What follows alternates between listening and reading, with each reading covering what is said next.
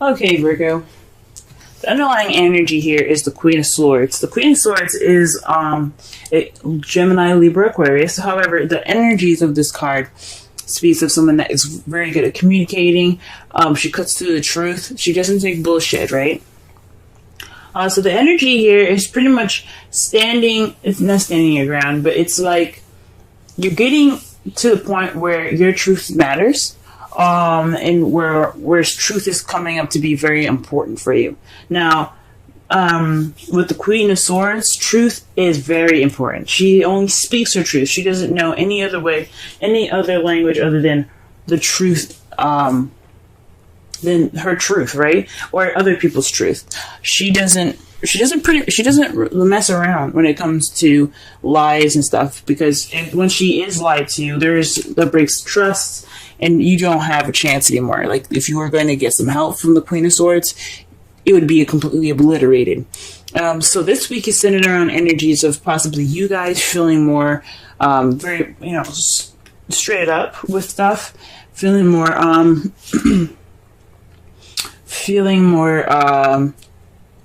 honesty oriented. Possibly this is a more logical and analytical week for you guys. Because things are kind of, you're cutting away at the bullshit this week. This is what it's focusing on. This could be somebody that you're dealing with as an air sign as well. Someone that is, very logical than emotional.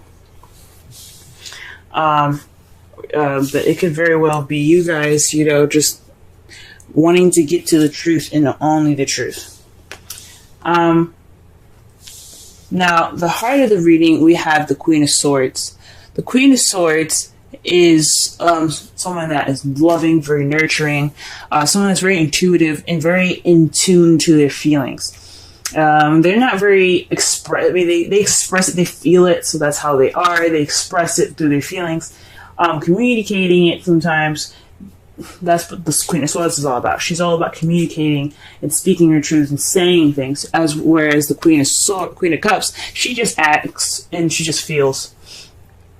She doesn't actually act. She just feels those things. She doesn't exactly communicate them. So one thing about the Queen of Cups to remember is that she is all about the feels. She's all about how she feels. She's all about what she is in tune to hearing, which is which is her emotions and her feelings and things. That's why she is very intuitive, and that's why she is a tarot card reader as well.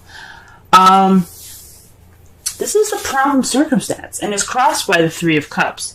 Now, the Three of Cups is all about friendships, communities, support, a network of people. It's a group, right? So this is speaking of possibly, lack of support, maybe. You're not getting that emotional support at this time. The Queen of Cups could also be a male. This is somebody that all the queens that come up. I like to see it as you guys, even male or female. I like to see the queens as you guys. Like, this is something internal, and the kings as external. But it is not always the case. A lot of times, the Queen of Cups could be someone that's a Pisces, Cancer, Scorpio that you're interacting with, and they're not providing enough support for you guys, or you guys are feeling like that partner. Right? You guys, like I said before, this could be you guys being very much in touch with your feelings, and you guys are just dealing with a lack of support possibly right now. You're not really centered around friends. You're kind of possibly being swallowed up by a group. You're kind of hidden in the shadows. You're not getting that support. Right? So that's going on right now. So you guys are not getting that emotional support at this time. The Queen of Cups is also someone that's very romantic as well. So perhaps there isn't any romantic stability. Well, not romantic stability, but there isn't any kind of romantic support as well. The advice given for you guys this week is the Empress. The Empress is the manifestation card. She's also the motherhood card. Because she is the person that takes care. She's the caretaker. She's nurturing. She's very nurturing. She's very patient, like a parent, like a mother would be. I read this for I think it was Aries, but I'm not 100% sure. I read this for another sign, and I said it's time to have patience, as if you were patience with a mother, as if a mother would have patience. There's one thing very prominent about mothers, that they will, they will be patient with their kids, right? I'm not saying to actually be patient, like with anybody else, but be patient with yourself if needed. However, with the rest of this reading, I honestly think this isn't talking about patience. This is talking about manifesting. This is talking about creating. It's starting to create. This is a time for you guys to create something, to manifest and begin something. Okay, she isn't about beginning. She's about, like I said before, giving birth to new ideas, to children, to etc. Right? She is the manifester, because she can just make anything she wants to exist happen. She just gives birth to anything, right? So this is telling me that this is your time to manifest, to give birth to new ideas, to give birth to to the support that you guys want, right? Since that is what you're lacking. But this is the time for you to manifest, to do so, right? This is your opportunity. Go ahead and do so.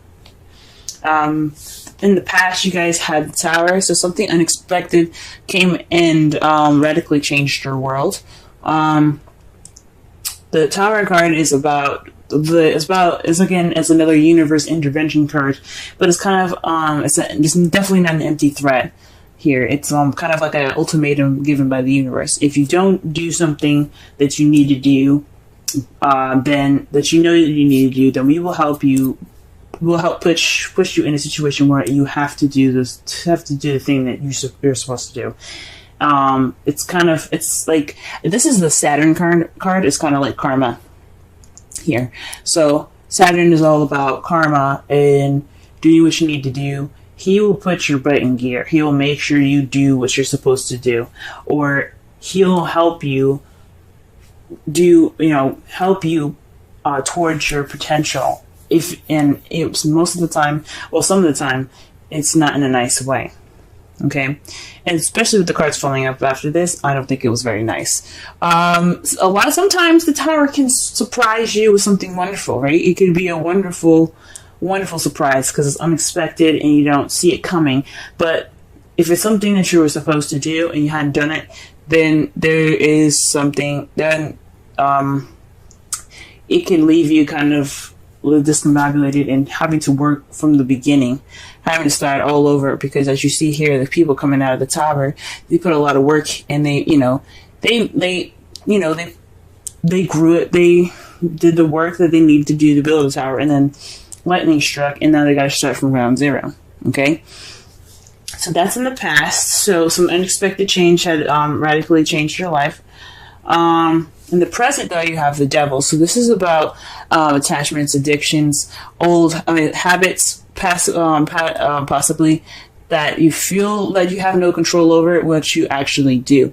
Because one thing about the Devil here is that the two people sitting on the bottom, they have chains around their necks, but they don't look distressed. They're chilling, drinking, hanging out, right? This one, like the lady here, she can easily get out because her chains are just filled with flowers. So if she wanted to leave, she could just simply stand up, break the vines, and be out, But this is voluntary. This is something that they want to do. They don't care to just hang out with the Devil. With these two people there, this speaks of a voluntary addiction. So it's something that can be broken, but you decide not to. So there could be some habits that are going on that you guys are like having to confront now. Maybe trying to break these addictions at this time. But there's definitely some sort of attachment of some sort that is voluntarily like this is kind of on you guys at this point because it's like I said, this is voluntary. He doesn't make you stay. It's up to you. So for some of you guys, could be like a karmic relationship that you guys are attached to, and those are not so very voluntary. The karmic relationship is very, very difficult to break out of. Okay, it's kind of pretty much like a deep and innate connection that you feel like you can't break, but in a way it's very weird. It's like you can, but you can't. It's so strange. Some of you guys could be having a connection with someone that is lacking in support, but you have some sort of connection with this person. It could be a Pisces, Cancer, Scorpio, or an air, Gemini, Libra, Aquarius. There could be some sort of connection in that sense, or there could be some habits that you should be breaking at this time, or there's some habits that you kind of went back to, and they're not really helpful. When you have the devil come up in your present, that's just habits that you should let go of. They're not necessarily any habits that you should keep. But however, in your foreseeable future, you do have the devil. Sorry, you do have death. Death is speaking of letting go of the past, like completely, letting it die out, okay? Letting it completely go, letting it just die. So that way you have a new beginning ahead.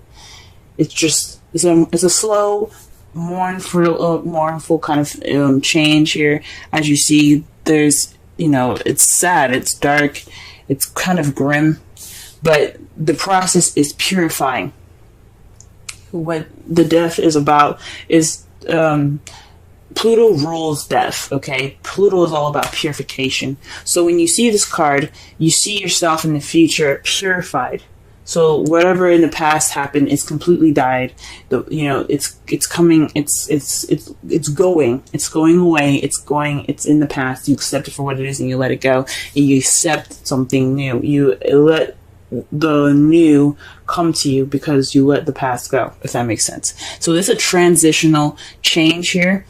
That is, like I said, it can be very slow. But that's how you guys see. That's how you guys see your foreseeable future. Okay. In your outcome, though, guys, you have the Page of Swords. So this is about speaking your truth, being, it may be tactless about those truths that's going to be said here. There could be a message that's kind of very honest and cut to the chase, not very cushiony, if that makes sense. It kind of lacks tact, but the point is that it's a truth that is being received or is going to be given in results all of this. Okay, so that's interesting. So far from what I'm getting here, the Queen of Swords is basically telling me that for the energies for this week is basically speaking your truth, cutting to the bullshit. Actually, it's possibly about being detached and letting and not feeling, because the Queen of Swords is all about detachment. It's about detachment, being kind of cold, right? That's one of the characteristics about air signs, is that they can detach from a situation and analytically look at it. The problem is feels. Obviously, there's no feels, or there is feelings, but there isn't any support towards those. And right now, it's about accepting and understanding.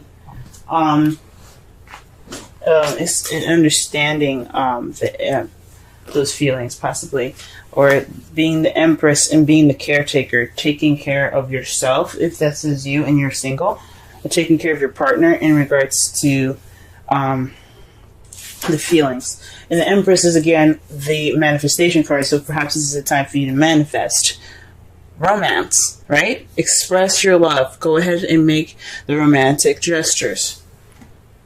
Okay, so this is about expression. Now, the Queen of Swords is excellent about expression because all that is communication, right? She's all about communication, but she's detached as well. The Queen of Cups, she's very romantic. She's all about her feelings, but she lacks expression.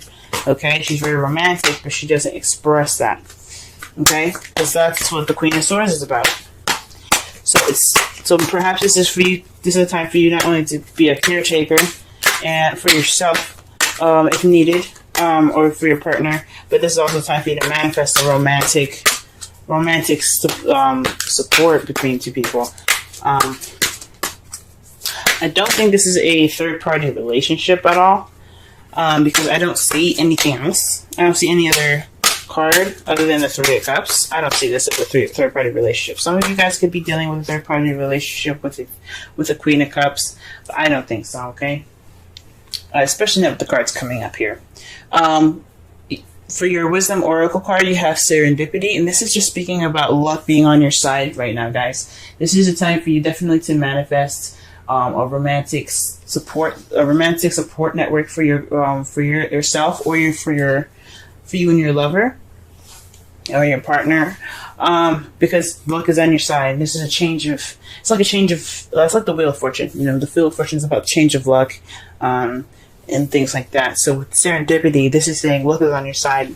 You can do whatever you want to do because luck is on your side. Okay, pretty simple, pretty straightforward. So sum up this whole reading, guys. Express your love. Express how you feel. Don't let those things bottle up inside. Create that network of support for yourself and for your love if you guys have a partner. Okay, work on those bad habits so that way you can transition to a more stable, not to more stable, but to a more transitioning and healthy new beginning. Because after death, there's only can be something new.